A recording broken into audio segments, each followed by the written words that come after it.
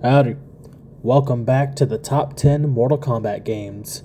Continuing with number 7, we have Mortal Kombat Deadly Alliance, released in 2002. MKDA, one of the first important games when it came to like the release date. I was probably 7 years old at the time in 2002, and I was fully aware of Mortal Kombat. Like, I had played the shit out of Mortal Kombat 4, the original Mortal Kombat, of course, but like now I'm aware of its existence and I'm aware of like release dates and stuff. I'm slowly learning, slowly starting to get the hang of things. So Deadly Alliance, that was like my first big, okay, Mortal Kombat's about to come out. Let's see how the game turns out. And man, I was obsessed with this game. Of course I was. It was my first new Mortal Kombat game. Over time, as time goes on, did it remain my favorite game? Obviously not. It's number 7.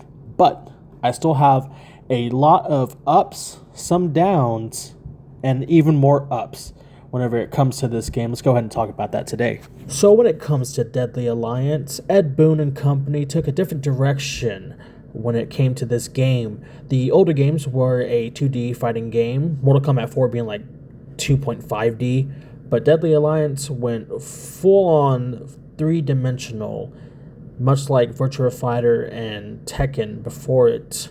This was a change that I didn't have a problem with, but a big change nonetheless. It also introduced like fighting modes. You had a whole bunch of martial arts styles, and you also had a weapon.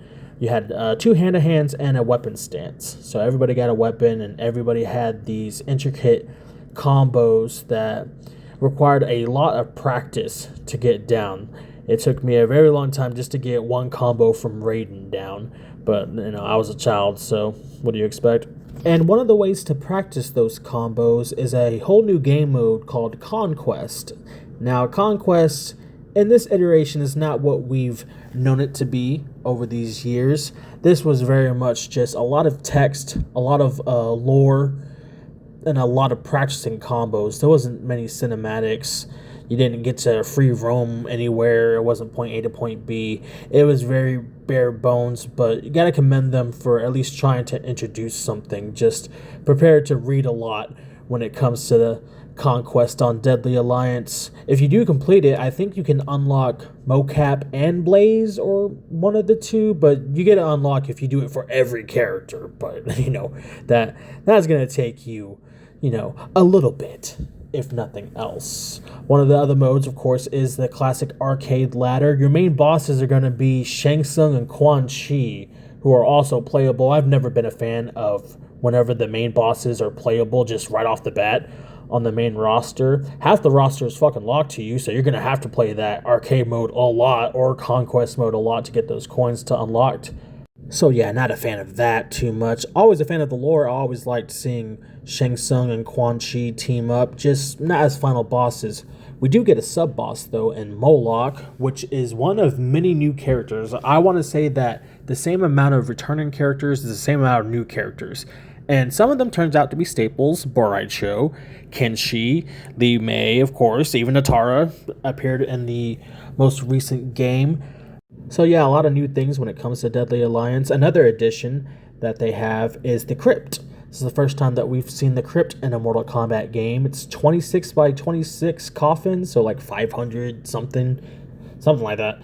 But a lot of coffins that you need coins to buy, and that's how you unlock the characters that I mentioned before, and a bunch of other stuff. You got drawings, you got mock-ups and stuff like that. Concept art, that was the term I was thinking of, concept art. You can unlock soundtracks, and you can also unlock a bunch of just random shit, like a bunch of random videos. You have Carlos Pacina showing you those martial art forms that take place in the hand-to-hand combat during the game.